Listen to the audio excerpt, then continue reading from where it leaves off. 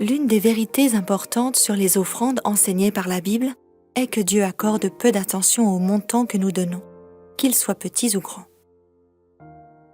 Il préfère apprécier la proportion que nous apportons régulièrement sur ce que nous recevons de lui. Avez-vous déjà déterminé une proportion ou pourcentage de votre revenu ou augmentation de revenus pour l'apporter régulièrement à Dieu comme offrande de promesse? Ce pourcentage doit représenter pour nous un défi en nous amenant à apprendre à offrir des sacrifices comme Jésus et vivre par la foi. Peut-être est-ce le moment de vous arrêter et de vous poser la question.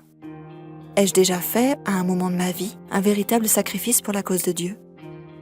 Nous l'aimons parce qu'il nous a aimés le premier, 1 Jean 4, verset 19.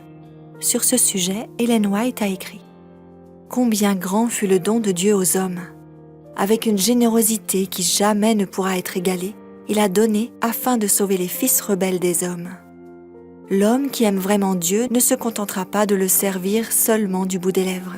Il apportera au trésor ses dons et ses offrandes, afin que des ouvriers puissent être envoyés pour semer la précieuse semence. » Review and Herald, 15 mai 1900. Après de nombreuses années de durs travaux et de luttes en Inde, le missionnaire écossais Alexander Duff revint dans son pays pour y finir ses jours. Au cours d'une réunion, sa prédication fut un appel à ses concitoyens à s'avancer pour indiquer leur désir de continuer l'œuvre. Personne n'ayant répondu à son appel, il insista avec une telle passion qu'il perdit connaissance en chair. Un médecin l'examina et lui recommanda de se calmer.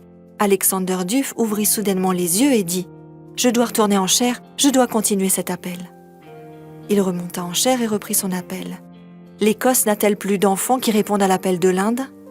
demanda-t-il. Après avoir attendu un instant dans le silence, sans obtenir de réponse, il dit enfin « Si l'Écosse n'a aucun jeune homme à envoyer en Inde, j'y retournerai moi-même pour que sa population sache qu'il y a au moins un Écossais qui se soucie d'elle. » Lorsqu'il descendit de la chaire, le silence fut rompu par toute une foule de jeunes gens qui criaient « J'irai ! Moi aussi, j'irai, moi aussi !»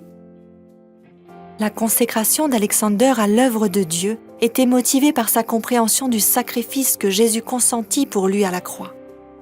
Son témoignage nous encourage à offrir ce que nous avons de mieux pour la cause de Dieu et à lui apporter nos dîmes et une proportion généreuse de notre revenu qui soit pour nous un défi comme offrande de promesse.